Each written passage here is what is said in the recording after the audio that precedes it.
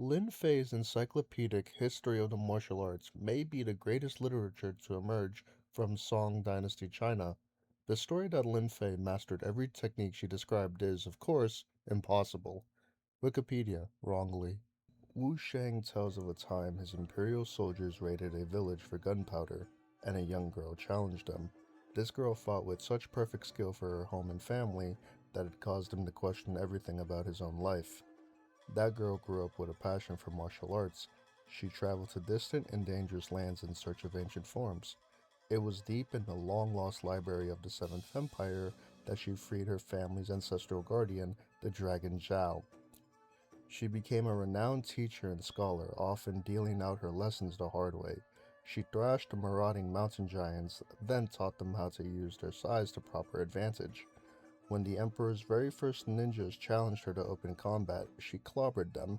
Then she advised them that wearing black and tiptoeing might be more their thing. In Valhalla, Lin Fei has not yet told Wu Shang that she was the girl from his fateful day. She has, however, told him how to improve his fist of fire technique with a few breathing tweaks. Top legends seek out Lin Fei to refine their own styles or learn new moves. She's taught Cassidy the Tornado, Azov his Shrieking Skulls, and Roland the Flaming Horse. Volkov dedicated his first Asgardian cup to her. The closest Thatch has ever come to gratitude was when Lin Fei taught him to tap his deepest inner lunacy to summon the Spirit Shark. My own fighting style I named Way of the Dragon. It failed to gain much popularity with my students, probably because the prerequisites are a full-size cannon, an ancestral dragon spirit, and the strength of 10 men. Lin Fei. A seraphim warrior in the host of the Palladanium is a pure, perfect weapon of holy justice. Zariel would not be tainted by Odin's rabble. Tariel, gatekeeper of Elysium.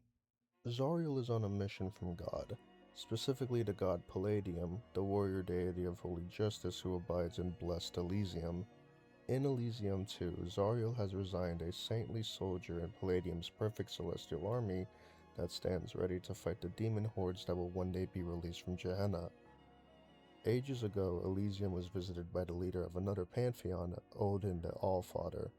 The Viking god was impressed by Palladium's mighty host and jealous. Returning to Asgard, Odin sent out his Valkyries to raise his own army for the end times. Naturally, Palladium scoffed. No boorish Viking horde could ever match his most excellent and holy host. But recently, Palladium has heard rumors that the Valkyries' intense rivalry to bring back the best warriors has borne fruit. And he's heard whispers that through the chaos and nonsense of the Grand Tournament of Valhalla, Odin's ragtag army of the afterlife has forged itself into a formidable force. Palladium has sent Zariel to investigate. In Valhalla, Zariel entered the tournament to take measure of this motley crew. However, the battles of the Grand Tournament hold an allure for any warrior, and Zariel's emotionless participation is starting to give way to fun. Mortal or angel, male or female, I am above such primitive distinctions. However, this quiz will tell me what kind of bread I am. Rye, I'm hoping. Zariel hanging out with Ada and learning about the internet.